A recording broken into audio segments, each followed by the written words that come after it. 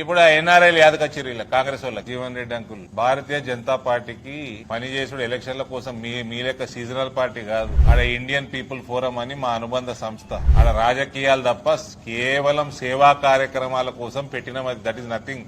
మనకు అది బీజేపీ అనుకోవచ్చు. మనం అలా రాజకీయాలు చేయనియరు కాబట్టి రాజకీయాలు చేయకుండా కేవలం ఇవాళ ఇండియన్ పీపుల్ ఫోరం లాంటి సంస్థలు భారతీయ జనతా పార్టీ నరేంద్ర మోడీ గారు ప్రైమ్ మినిస్టర్ అయినాక విదేశ్ విభాగం ఏదో మా డిఫరెంట్ మోర్చాలు ఉంటాయో అట్లా ఒక విభాగం విదేశీ విభాగం పెట్టినాము. దాని కింద ఈ సంస్థలన్నీ విదేశాలలో పనిచేస్తున్నాయి. మన ఐడియాలజీని బీజేపీ ఎట్లా రన్ చేస్తుందో అంతా ప్రపంచ వ్యాప్తంగా పెరుగుతున్నది. ఇలా బీజేపీ యుఎస్ పోతే ఓఎఫ్ బీజేపీ ఉంటది, యూకే పోతే ఓఎఫ్ బీజేపీ ఉంటది, మీకు యూఏఈ వస్తే ఐపీఎఫ్ ఉంటది.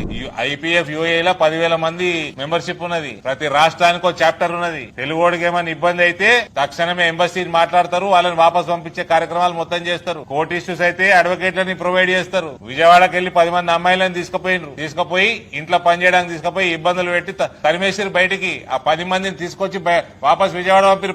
పోయిన నెల మీ ప్రభుత్వాలు ఉన్నప్పుడు కంకణం కడితే మూతి పని రాలగొడుతుండే దుబాయ్లా. ఇలా కంకణం కడుతుండ్రు, బొట్టు పెడుతున్నారు, తిలకం పెడుతున్నారు, స్వామినారాయణ మందిరం పోతున్నారు, పూజలు యాగాలు చేస్తున్నారు. సౌదీలా నేను పెద్ద కడతా అంటాడు గుడి, అబుదాబి నేను పెద్ద కడతా అంటాడు, దుబాయ్ వాడు నీకంటే పెద్ద నేను కడతా అంటాడు. ఇస్లాం ప్రపంచం ని ఏలే సౌదీ యువరాజు మైక్ ముందరకు వచ్చి జై సియారాం అంటున్నాడు. జై సియారాం.